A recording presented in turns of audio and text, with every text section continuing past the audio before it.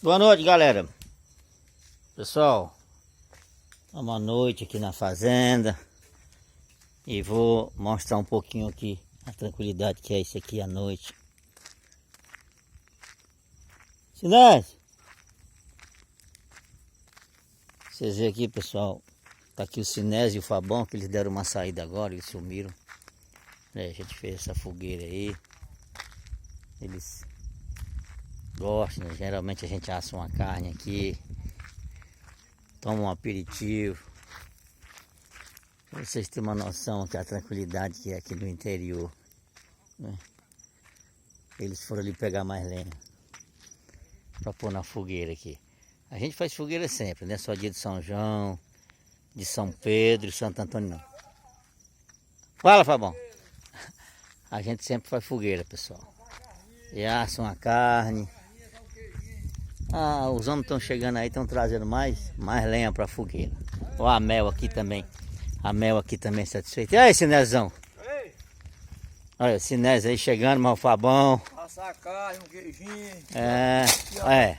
Piocazinha.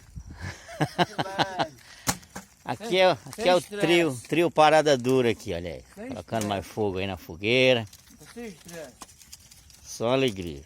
Alegria. Que beleza. Olha aí, a tranquilidade, gente. Aqui a lua não saiu ainda. Mas a tranquilidade aqui é grande. Um clima gostoso, um vento muito gostoso. É, pessoal. E é isso aí, galera. O fogo aqui vai alto. Vamos já pegar uma carne aí pra gente assar. É bom na época de milho verde, que a gente assa muito milho também aqui. A gente senta aqui na pracinha também.